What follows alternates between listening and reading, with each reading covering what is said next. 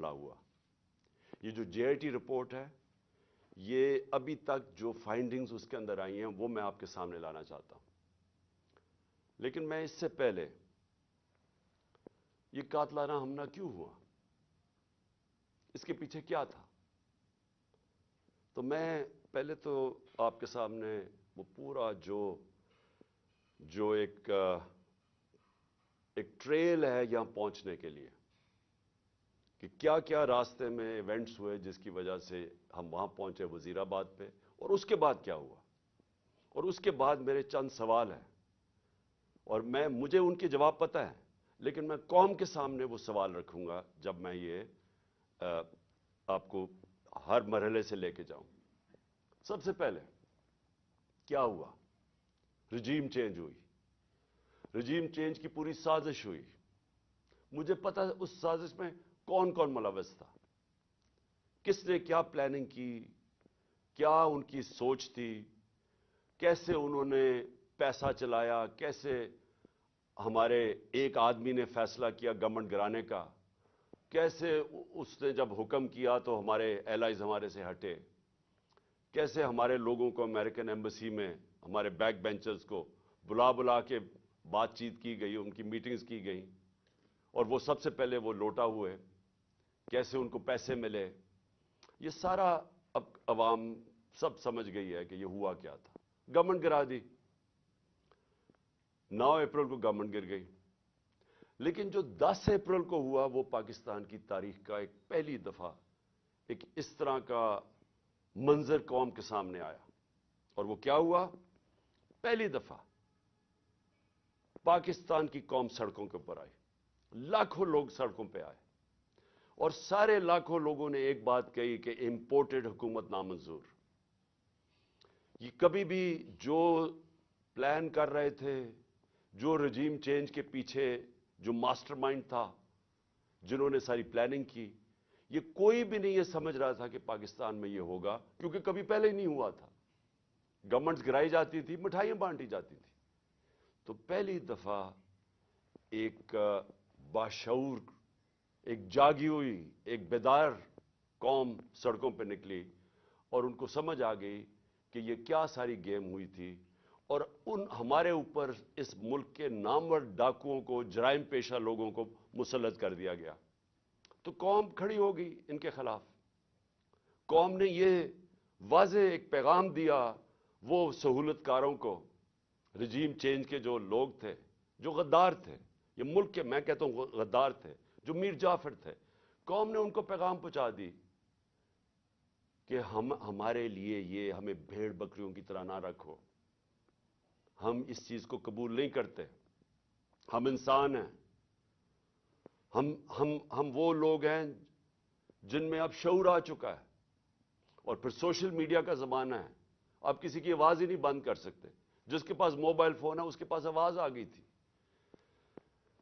تو اس کے بعد یہ سوچا گیا جنہوں نے یہ رجیم چینج کی کہ جی اب یہ تھوڑی دیر کے لیے چلے گا، پھر یہ ایک غبارے سے، بلون سے ہوا نکل جائے گی. یہ ساری چیزیں ہم نے سنی. پوری گورنمنٹ نے پھر تیاری کی، اور جو ہمارے اوپر ظلم ہوئے، ایک بجائے یہ کہ غلطی کر دی آپ نے، عقل یہ کہتی ہے کہ اگر غلطی ہوگی تو اس سے پیچھے ہٹ جاؤ، ریورس کر دو، الیکشن کروا دو. وہ آسان طریقہ تو یہ تھا. میں نے تو الیکشن اناؤنس کر دیے تھے، لیکن پورا زور لگا کے وہ الیکشن مسترد کیے گئے. اور اس کے بعد پھر یہ ان کو جب مسلط کیا گیا، تو جب قوم بار بار پیغام دینا شروع ہوئی کہ ہم آپ کے ساتھ نہیں ہیں، ہم اس کو قبول نہیں کرتے، الیکشنز ہوئے، بائی الیکشنز ہوئے، اس کے رزلٹ سامنے آ گئے. کبھی بھی نہیں ہوا کہ اسٹیبلشمنٹ ایک ساری پارٹیز کے ساتھ مل کے کھڑی ہوں ایک پیج پہ، اور ایک جو حکومت سے باہر پارٹی ہو وہ 75% الیکشن جیت جائے.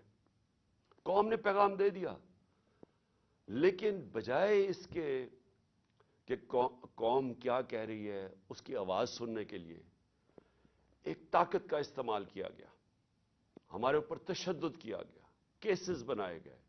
پتہ نہیں میرے اوپر کتنے 50-60 کیسز ہیں، مجھے تو یہ بھی نہیں یاد اب کتنے کیسز ہیں. مجھے دہشت گردی کا کیس بنایا گیا، پکڑنے آئے مجھے پولیس والے، اور اس کے بعد ہر قسم کے کیسز ہیں ڈسکوالیفائی کرنے کے لیے، کسی طرح راستے سے ہٹاؤ۔ جب پتہ چل گیا کہ عوام ادھر کھڑی ہے تو پھر بھی بجائے عوام کے ساتھ کھڑے ہونے کے، چوروں کے ساتھ کھڑے ہو کے کوشش کی گئی کہ کسی نہ کسی طرح اس کو راستے سے ہٹایا جائے، اور ہم نے ہر بار دیکھا استعمال کرتے ہوئے 25 مئی کو جس طرح کا ظلم کیا گیا۔ کبھی ایسے نہیں ہوا کہ ایک پرامن احتجاج یہ جو ہمارا تھا لانگ مارچ، کتنی ہمارے خلاف 3 لانگ مارچز ہوئی، کوئی کسی کا راستہ نہیں روکا۔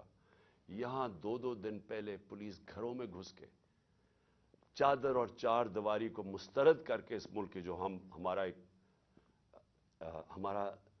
ایک اسلامی کلچر ہے، ہم خواتین کی گھر کی رسپیکٹ ہے اس ملک پہ، کہ ہم اس طرح فیملیز کے گھروں میں نہیں رات کے 3 بجے دوبارے چھلانگ کے پولیس گھس جائے۔ وہ گھسی، ان کو پکڑا، لوگوں کو لے کے گئے، 11 سال کے بچے کو پولیس اسٹیشن لے کے، کیونکہ باپ نہیں تھا اس کو پولیس اسٹیشن لے گئے۔ ایک ہماری 70 سالہ خاتون ایم پی تھیں، ان کو رات گھسیٹ کے پولیس اسٹیشن لے گئے۔ ایسا کبھی نہیں ہوا۔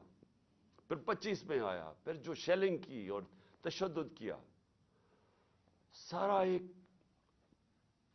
ابھی تک مجھے نہیں سمجھ آئی کہ یہ کس طرح کا مائنڈ تھا، یہ کیسا ذہن تھا کہ بجائے پھر سے عوام کی آواز سننے کے لیے کہ عوام بتا رہی ہے آپ نے غلطی کر دی ہے، نہیں، ان کو ہم بھیڑ بکریوں کی طرح ڈنڈے مار کے ٹھیک کریں گے، یہ مائنڈ سیٹ تھا۔ اور پھر جب دوسرا بائی الیکشن آیا، ساری پارٹیز ایک طرف، اسٹیبلشمنٹ ایک طرف، اس کے باوجود جب 75% الیکشن 7 یا 8 الیکشنز ہم جیت گئے 11 میں سے، اس کے بعد پھر یہ پلان بنایا گیا۔ پہلے بھی ایک پلان بنا تھا مجھے مارنے کا، میں نے کہا کہ میں نے 4 لوگوں کے نام میں نے دے کے اور میں نے باہر ایک ویڈیو بنا کے ملک سے باہر بھجوا دی کہ اگر مجھے کچھ ہوتا ہے تو وہ ویڈیو آ جائے گی۔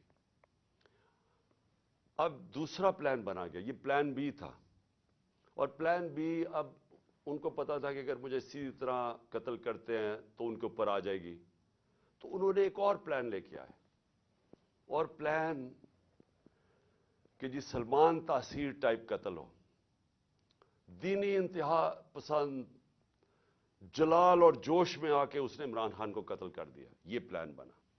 اب میں آپ کو اس کا پلان بتاتا ہوں کہ مجھے کب پتا چلا، لیکن یہ شروع کدھر سے ہوا، کیونکہ یہ جے آئی ٹی کی جو رپورٹ ہے اس کے اندر کافی چیزیں آئی ہیں جو میں بعد میں آپ کو بتاؤں گا، کہ اگر کسی کو کوئی شک ہے کہ یہ باقاعدہ ایک پلان بن کے مجھے قتل کرنے کی اسکیم بنی تھی، وہ جو میں آپ کو چیزیں بتاؤں گا آپ کے سب کے شک دور ہو جائیں گے، کہ آپ کو واضح ہو جائے گا کہ کتنی بڑی یہ پلان کر کے سازش کی گئی تھی، اور کوشش یہ بتانا تھا کہ یہ دینی انتہا پسند نے کیا۔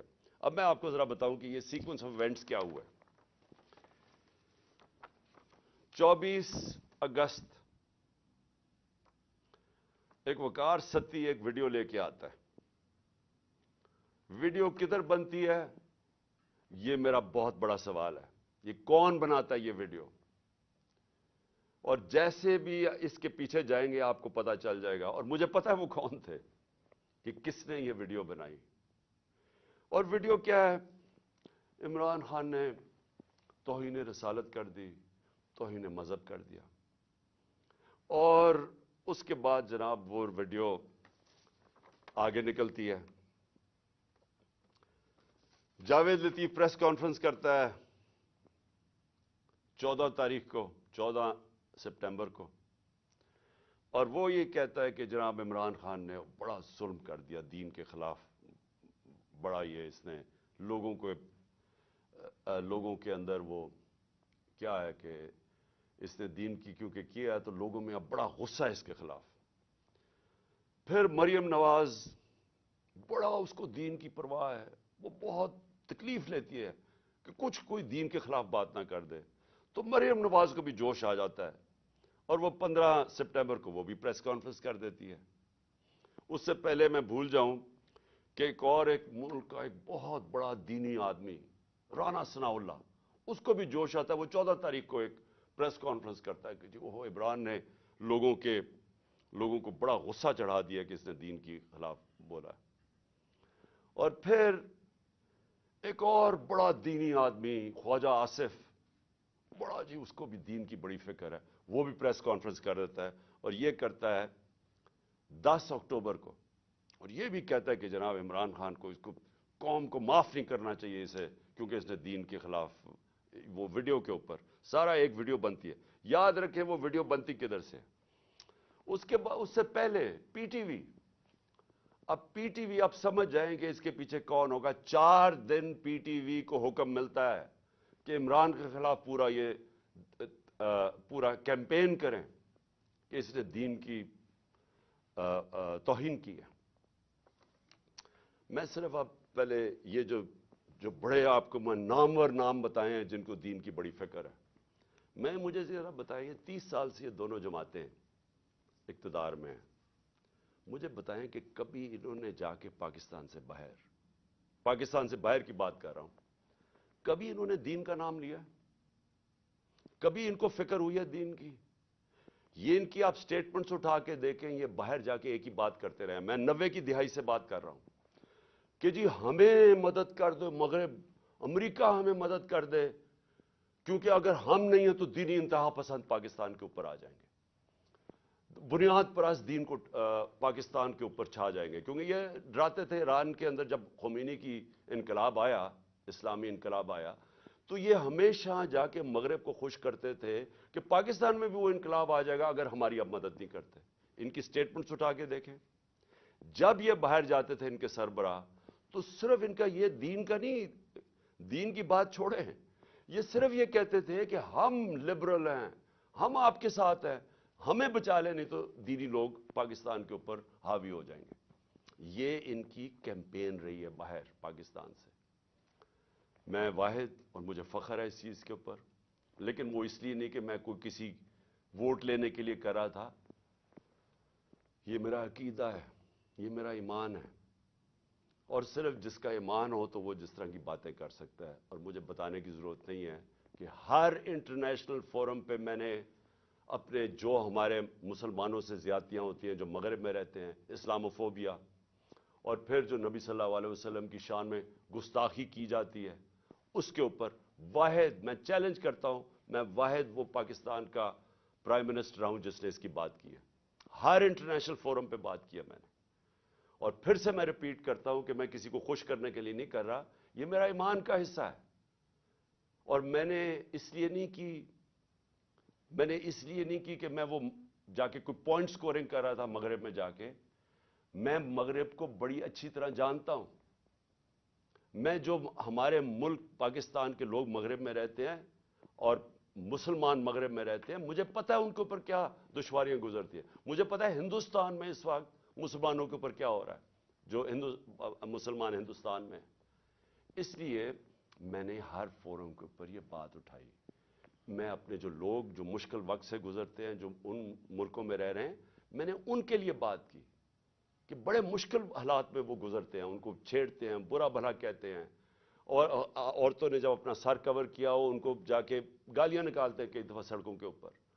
और जो मुसलमान लगे, यानी जिसकी दाढ़ी हो, और वो जो लगता था, अब तो खैर दाढ़ियां ट्रेंडी हो गई हैं, तो उनके ऊपर ये बातें, उनको आवाज़ें लगाते थे लोग। तो मैंने उनके लिए कहा था।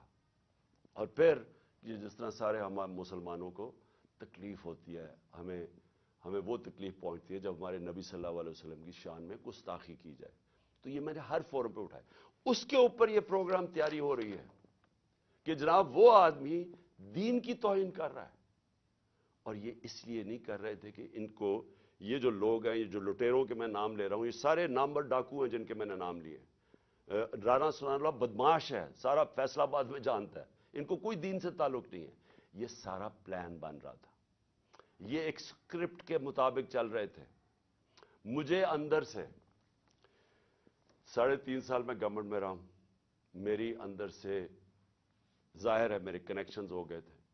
मुझे अंदर से एजेंसीज के अंदर से पैगाम आया कि ये प्लान बन रहा है आपको कत्ल करने का, दीन के नाम पे, वही सलमान तासीर वाला कत्ल। تو میں نے پھر 2 جلسوں کے اندر اس کی بات کی. میں نے 7 اکتوبر کو میرا ایک جلسہ تھا اور اس سے پہلے 24 سپٹمبر کو میرا جلسہ تھا. ان دونوں جلسوں میں نے یہ بتایا کہ یہ پلان بن رہا ہے مجھے قتل کرنے کا، کیونکہ وہ جو 4 تھے بند کمروں میں جنہوں نے فیصلہ کیا تھا، انہوں نے یہ سوچا ہوگا کہ اگر وہ قتل تو ان کے نام آ جائیں گے، لہٰذا انہوں نے اس اسٹیپ پر ڈالا کہ جی وہ دینی انتہا پسند اشتعال میں آ کے اس نے عمران خان کو قتل کر دیا. یہ پلان بنا تھا اور ان کو پتا تھا کہ اس سے ان کے اوپر سے اتر جائے گی بات. تو یہ ساری پلاننگ بندی شروع ہوئی تب سے. اور پھر وزیر آباد، اب وزیر آباد میں کیا ہوتا ہے میں ذرا آپ کو پھر زیادہ بتا دوں، یاد کرا دوں کہ ہوا کیا. وزیر آباد میں وہ جب اس لڑکے نے گولیاں چلائیں، یہ جو نوید یا جو بھی اس کا نام تھا، تو سب سے پہلے ایک چیز یاد رکھیں کہ اس نے پسٹل سے ریپڈ فائر کیا. میں آپ کو یہ بتا دوں میں نے پسٹل شوٹنگ کی ہوئی ہے. پسٹل شوٹنگ کے اندر اگر آپ سنگل شاٹ بھی چلاتے ہیں اور اگر آپ پریکٹس نہ ہو تو وہ بھی اوپر چلا جاتا ہے، کبھی ٹرائی کر کے دیکھ لیں. لیکن اگر آپ ریپڈ فائر کرتے ہیں تو وہ ناممکن ہے، جب تک آپ کو پریکٹس نہ ہو وہ ناممکن ہے کہ وہ سیدھا اوپر نہ چلا جائے. اس لڑکے نے، اور اگر وہ پیچھے سے وہ ابتسام ہمارا ہیرو نہ آتا، وہ بھی اللہ نے بچانا تھا مجھے، وہ نہ اوپر اس کے ہاتھ کرتا تو وہ یہ ساری گولیاں اوپر لگنی تھی. وہ کیونکہ اس کا ہاتھ لگتا ہے وہ اس کی گولیاں نیچے لگتی ہیں، لیکن اس کا ہاتھ ایسے جاتا ہے وہ اوپر نہیں جاتا. اس کا مطلب وہ ٹرینڈ آدمی تھا. تو وہ ادھر سے گولی آتی ہے. لیکن جب میں گر رہا تھا، میری ٹانگ پہ جب گولیاں لگیں، کیونکہ ٹانگ پہ جب گولیاں لگی میں گر گیا، تو جب میں گر رہا تھا میرے اوپر سے گولیاں، اور مجھے واضح ہوا کہ دو مجھے سنے، ایک اس کا برسٹ سنا اور اس کے اوپر ایک اور میں نے 2 برسٹ، یعنی کہیں اور سے بھی گولیاں آئیں. میں کہتا رہ گیا کہ سامنے سے گولیاں آئی ہیں، کیونکہ مجھے اوپر سے گولیاں میرے گزری جب میں گر رہا تھا. تو ایک دم میں ابھی ہاسپٹل پہنچتا ہی نہیں ہوں، شوکت تھانہ پہنچتا نہیں ہوں، اس کی سٹیٹمنٹ آ جاتی ہے، ایک ریکارڈ کر کے اس کی سٹیٹمنٹ آ جاتی ہے. اور ریکارڈ سٹیٹمنٹ کیسے آتی ہے؟ اس کی ریکارڈڈ سٹیٹمنٹ آتی ہے کہ میں اکیلا تھا. یہ سب سے امپورٹنٹ چیز ہے. کسی نے اس کو پروگرام کیا ہوا تھا.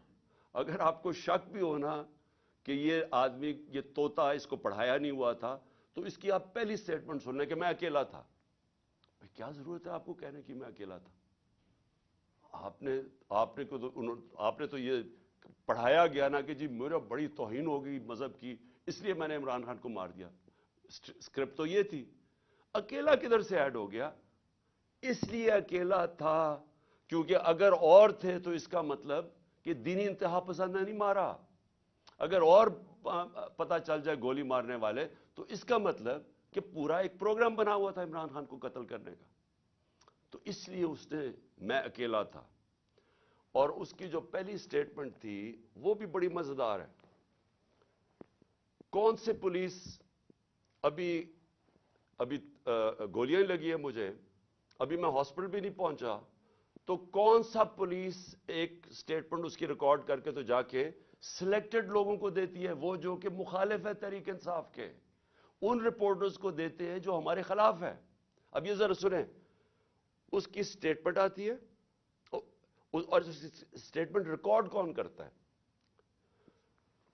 ڈی پی او گجرات اپنے فون سے اس کی سٹیٹمنٹ ریکارڈ کراتا ہے، اور ڈی پی او گجرات اس کے فون سے کدھر جاتی ہے سٹیٹمنٹ؟ وہاں رکتی نہیں ہے سٹیٹمنٹ. یعنی چلیں اگر آپ اپنے لیے، آپ نے پولیس نے اپنے لیے سٹیٹمنٹ رکانی چلے وہ بھی مان لیں، لیکن نہیں، ابھی تفتیش بھی نہیں ہوئی، ایف آئی آر بھی نہیں کٹی، اور وہ سٹیٹمنٹ کس کو بھیجتا ہے؟ اب ذرا دیکھ لیں. وہ ریکارڈ کرواتا ہے 1 گھنٹے کے بعد سٹیٹمنٹ، لیکن 6:01 میں غریدہ فاروقی ٹویٹ کرتی ہے. وہ 6:02 وقار ستی جس نے پہلے ویڈیو ریلیز کی تھی وہ ٹویٹ کرتا ہے. 6:02 میں مرتضی سلنگی ٹویٹ کرتا ہے. وہ حامد میر 6:03 پہ ٹویٹ کرتا ہے، اور جو آپ کو پتا ہے کہ ہمارا کتنا خیر خواہ چینل ہے جیو نیوز، وہ 6:04 پہ کرتا ہے ٹویٹ، یعنی پروگرام اس کے دکھاتا ہے وہی اس کی سٹیٹمنٹ. اور پھر سما آپ کو اگلا پتا کہ وہ ہمارا کتنے خیر خواہ چینل ہے، یعنی چن کے ان چینلز کو ہی بھیجا جاتا ہے. وہ کرتا ہے، وہ بھی 6:04 پہ کرتا ہے، اور اس کے بعد پھر باقی چینلز آتی ہیں. تو سب سے پہلے ڈی پی او جو سٹیٹمنٹ ریکارڈ کراتا ہے اس کی، وہ سب سے پہلے جاتی ہے ان رپورٹرز کو جو کہ سب کو پتا ہے کہ اس وقت تحریک انصاف کے مخالف ہیں. تو اب سوال یہ ہے کہ ڈی پی او تو ہمارا ہے، پنجاب گورنمنٹ تو ہماری ہے، تو ہمارا اپنا ڈی پی او ریکارڈ کروا کے سٹیٹمنٹ بھجواتا کدھر ہے؟ اور پھر جو اگلا سوال یہ ہے کہ ہمیں یہ ڈی پی او کی کوئی سٹیٹمنٹ آئی کہ جی شروع میں کوئی عجیب سی سٹیٹمنٹ اس کی آئی، تو میں یہ بھی چاہتا ہوں کہ سارے آپ دیکھ لیں کہ ڈی پی او کیسے، کیونکہ یہ سی سی ٹی وی فوٹیج پہ آ گیا. ابھی میں بعد میں آتا ہوں کہ یہ ڈی پی او گجرات نے انکوائری سے کتنی ہماری مدد کی، لیکن وہ میں بعد میں آتا ہوں. تو سی سی ٹی وی فوٹیج کے اوپر ڈی پی او اپنا موبائل فون دے رہا ہے ایس ایچ او کو کہ ریکارڈ کرے.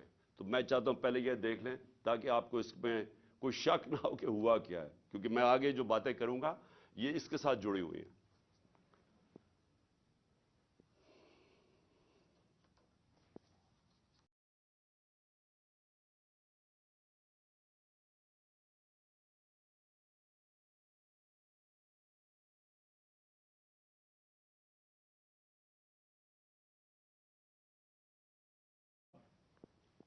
اب ذرا آگے کہانی جاتی ہے.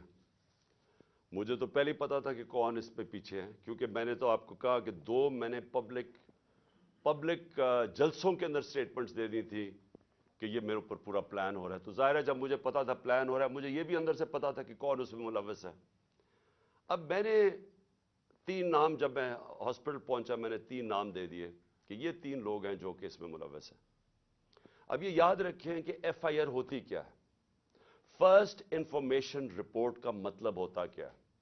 مجھے گولیاں لگی ہیں، میرا یہ حق ہے کہ میں جن کو سمجھتا ہوں کہ اس کے اندر جن میں جو شک ہے مجھے، ان کا میں نام دوں تاکہ انویسٹیگیشن شروع ہو.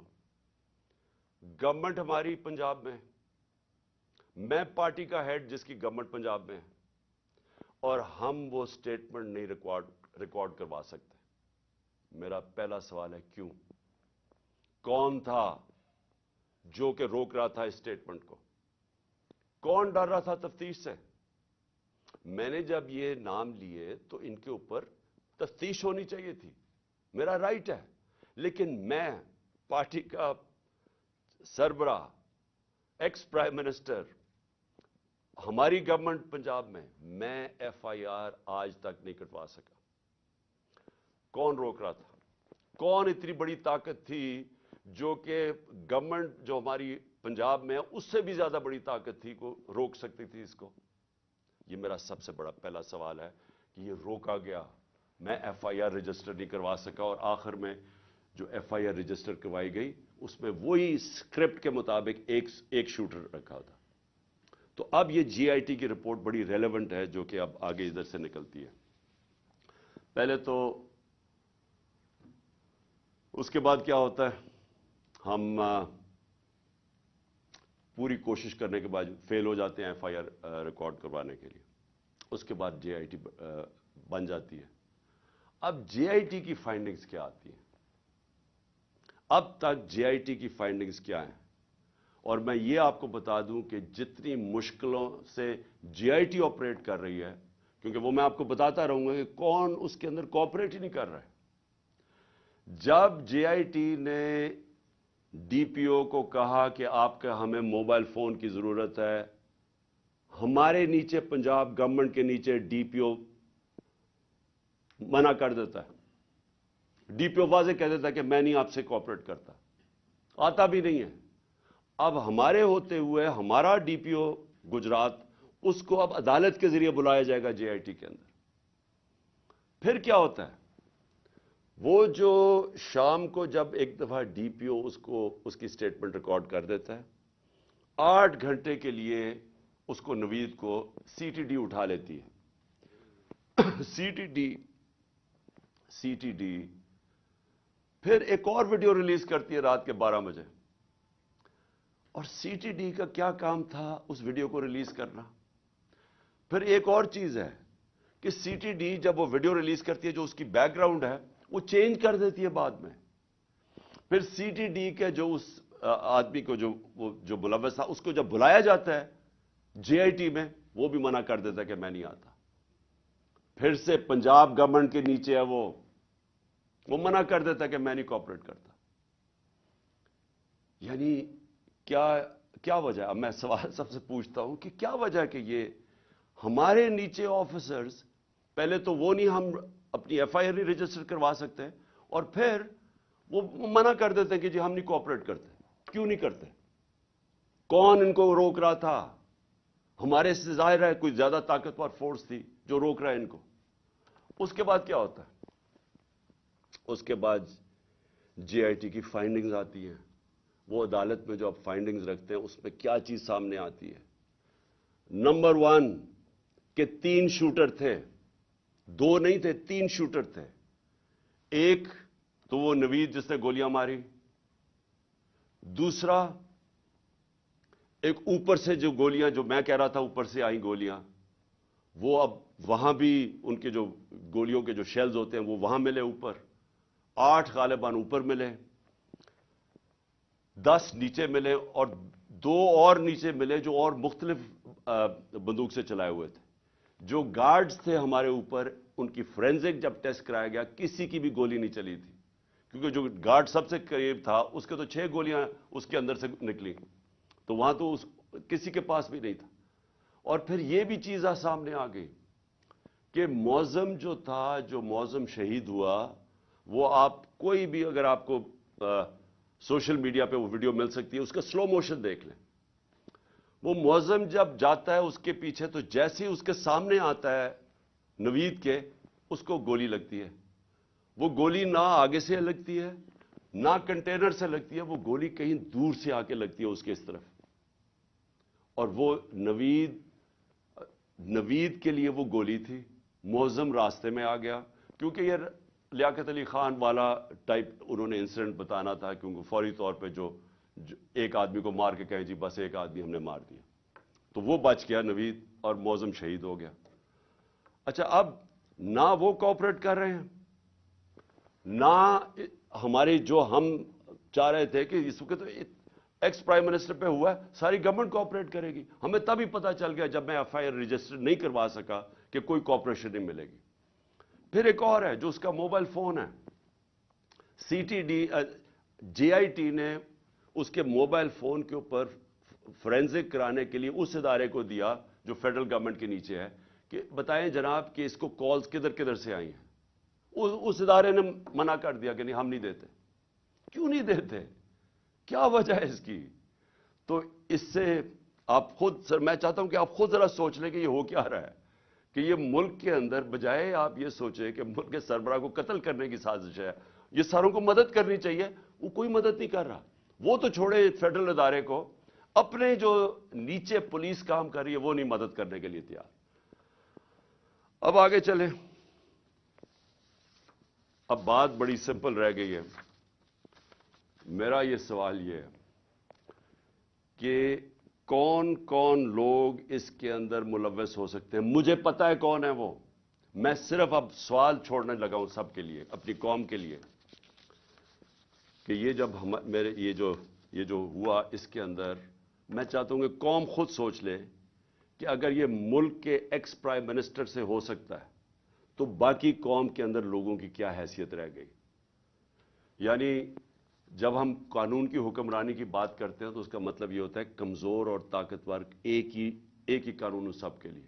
تو یہاں تو اب واضح ہو جانا چاہیے کہ اگر ایکس پرائم منسٹر اور سب سے بڑی پارٹی کے سربراہ اگر اس سے زیادہ طاقتور لوگ ہیں تو وہ بھی نہیں انصاف لے سکتا۔ جو زیادہ طاقتور ہے ان کا رول چلتا ہے، جنگل کا قانون ہے پاکستان میں۔ تو میرے آپ سوال ہیں میں سب سے پہلے پھر شروع کرتا ہوں. ویڈیو کس نے بنائی جس میں یہ بتایا چن چن کے چیزیں جمع کر کے بتایا گیا جی عمران خان نے توہین مذہب کر دی؟ وہ کون تھے؟ وہ کون سا ادارہ تھا؟ مجھے پتا ہے وہ کون سا ہے، لیکن میں آپ سب کے سامنے چھوڑ رہا ہوں، اور میں امید کرتا ہوں کہ جب یہ جے آئی ٹی ان لوگوں کو بلا کے سوال پوچھے گی تو ہم سب کو بتا سکیں گے وہ کون ہے. دوسرا کہ جو میں پہلے کیوں نہیں ایف آئی آر میں کروا سکا؟ وہ کون پاور تھی جس نے روکا ایف آئی آر کو؟ مجھے پتا ہے وہ کون تھی، لیکن یہ میں سوال چھوڑتا ہوں. ڈی پی او گجرات کے اوپر میرے دو سوال ہیں. کس نے اسے کہا تھا کہ یہ ویڈیو بھیجے ان صحافیوں کی طرف؟ کس نے کہا تھا کہ پہلے ہمارے مخالف صحافیوں کے پاس ویڈیو کیسے پہلے پہنچ گئی؟ کس نے بھجوائی تھی؟ کس نے ان کو حکم کیا تھا؟ مجھے پتا ہے وہ کون تھا. اور پھر سی ٹی ڈی، کس نے کہا تھا سی ٹی ڈی کو یہ ویڈیو بنانے کا جو انہوں نے رات کے 12 بجے دوسری ویڈیو ریلیز کی؟ وہ کون تھا؟ وہ پنجاب گورنمنٹ تو نہیں تھی. تو وہ کون، کس نے ان کو کہا تھا کہ آپ بھیجیں؟ اور پھر وہ پیچھے بیک گراؤنڈ چینج کرنے کی کیا ضرورت تھی؟ اگر آپ کو کسی چیز کا ڈر ہی نہیں، آپ تفتیش کر رہے ہیں، تو یہ ایک دم وہ چینج کیوں کرنے، کیوں ثبوت چھپا رہے تھے؟ اور پھر جے آئی ٹی کے اندر سے چیزیں لیک ہوئیں اور ایک مخالف ہمارے جو بڑا ہمارے گیسٹ بولتا ہے اس اینکر کو پہنچائی گئی. وہ کس نے پہنچائی تھی؟ کون تھا ہمارے جے آئی ٹی کے اندر کہ جے آئی ٹی کے اندر سے، اور یہ ایک جرم ہے کہ کوئی جے آئی ٹی کے اندر سے انفارمیشن لیک نہیں کر سکتا جب تک وہ عدالت میں نہ جائے. میں جو آپ کے سامنے چیزیں لے کے آ رہا ہوں یہ ساری عدالت میں جا چکی ہیں. اس عدالت کے اندر ایک پولی گراف ٹیسٹ کیا ہے. پولی گراف ٹیسٹ وہ ہوتا ہے جب آپ ایک انسٹرومنٹ ہوتا ہے وہ جب لگا کے آپ کے دل کے اوپر لگایا ہوتا ہے، تو وہ جب آپ سے سوال پوچھتے ہیں تو اس میں پتہ چلتا ہے کہ آپ سچ بول رہے ہیں جھوٹ بول رہے ہیں. تو اس نوید کے اوپر جب انہوں نے وہ ٹیسٹ کیا تو پولی گراف ٹیسٹ کے اندر دو چیزیں واضح سامنے آ گئی. ایک، جب نوید سے پوچھا گیا کہ آپ کے ساتھ کن کن لوگوں نے، صرف ایک آدمی کے علاوہ کسی نے آپ کو کانٹیکٹ کیا تھا؟ اس نے کہا نہیں کیا تھا. جھوٹ نکلا. وہ جھوٹ اس لیے واضح ہو گیا کہ اس کے پیچھے پورا ایک پلاننگ ہوئی تھی، اس کو پورے تیار کر کے بھیجا تھا. دوسرا اسے سوال پوچھا گیا کہ کیا آپ کو ٹریننگ تھی پسٹل شوٹنگ کی؟ اس نے کہا کوئی ٹریننگ نہیں تھی. وہ پھر جھوٹ صاحب آ گیا پولی گراف کے اوپر، کیونکہ ظاہر ہے وہ ٹرینڈ آدمی، اس کی ٹریننگ کروا کے بھیجا گیا تھا. تو سارا جو انہوں نے پورا کیس بلڈ کیا تھا کہ ایک دینی انتہا پسند نے عمران خان کو قتل کیا، اور اسے شروع میں تو کہا کہ میں نے مار دیا ہے. تو وہ جو سارا کیس تھا وہ سارا کیس انہی جے آئی ٹی کی فائنڈنگ سے ختم ہو جاتا ہے. جس وقت 3 شوٹر آ گئے تو اس کا مطلب ایک پلان طریقے سے یہ اسیسینیشن اٹیمپٹ تھی. اور جب اس کے اوپر یہ بھی چیزیں واضح ہو گئی کہ اس کو ٹرین کیا ہوا تھا، تو اور پھر یہ بھی پتہ چل گیا کہ یہ کوئی دینی آدمی نہیں تھا. جس طرح وہ جو میں نے خواجہ آصف وغیرہ کے نام لیے ہیں، رانا ثناء اللہ وغیرہ کے اور مریم نواز کے، یہ کوئی دینی لوگ نہیں ہیں. اسی طرح یہ بھی کوئی دینی آدمی نہیں تھا کہ جس کو بڑا اشتعال میں آ کے یہ کچھ کرے. تو یہ بھی ایک پلانڈ اسیسینیشن اٹیمپٹ تھا. میں آخر میں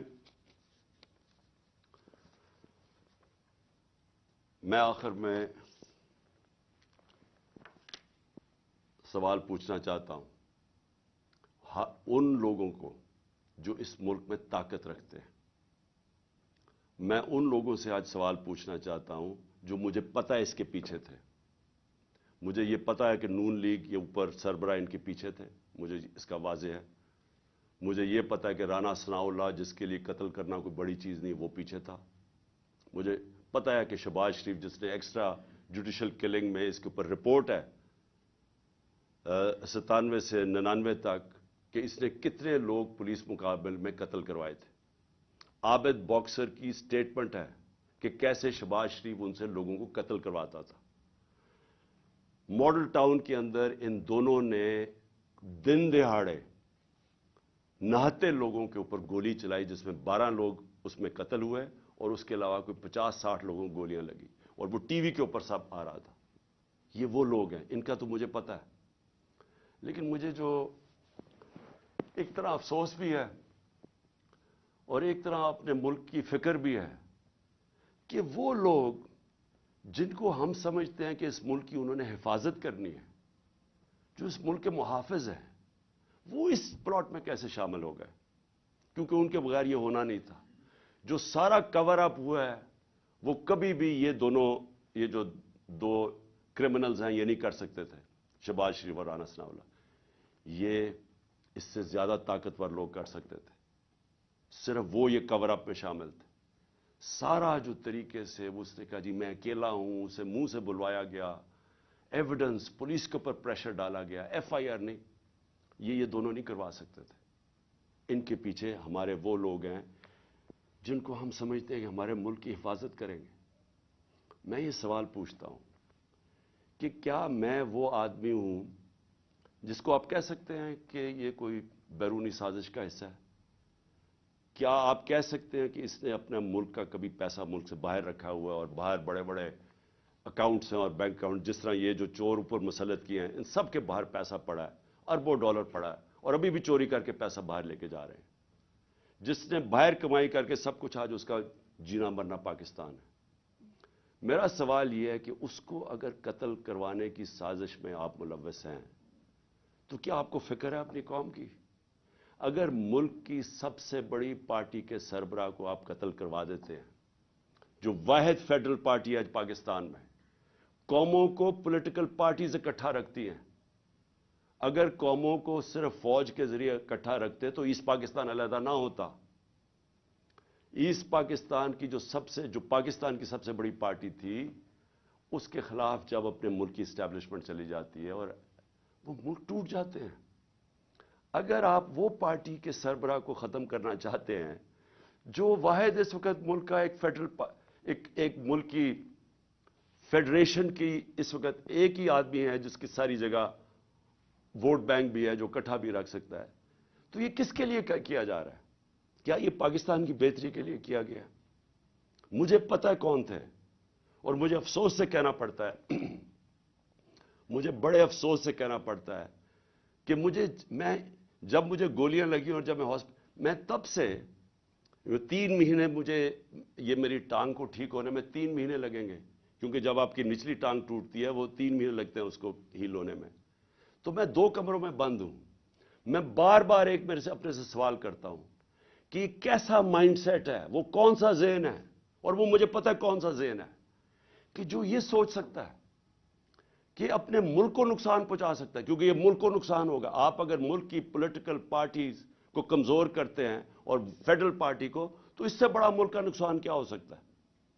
यानी ये आपके दुश्मन कर सकते हैं। ये दुश्मनों का प्लान तो हो सकता है कि मुल्क को कमजोर करो और उनकी पॉलिटिकल पार्टीज को कमजोर करो, फेडरेशन को कमजोर करो, लेकिन वो लोग जिन्होंने मुल्क की हिफाजत करनी है वो कैसे सोच सकते हैं?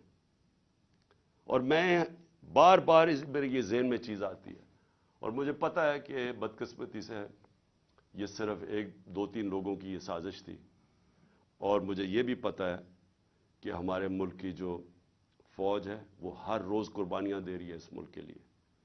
वो वॉर ऑन टेरर में वो कुर्बानियाँ ना देते, आज हमारी हिफाजत, यानी हम इस मुल्क में कंफर्टेबल ना होते, हमें इत्मीनान ना होता कि एक ऐसी हमारे पास सिक्योरिटी फोर्स है जो इस मुल्क में हमें सिक्योरिटी देती है।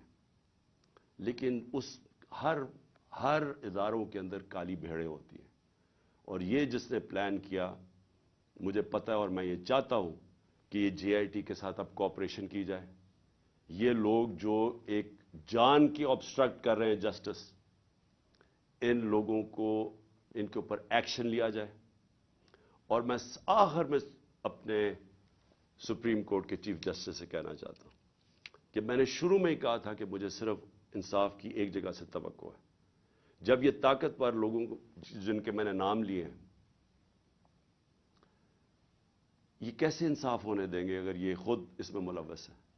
تو صرف ایک طاقتور اگر انکوائری اس کو اگر چیف جسٹس اس کو بیک کریں، پاکستان کے سپریم کورٹ کے چیف جسٹس، تب ہی انصاف مل سکتا ہے.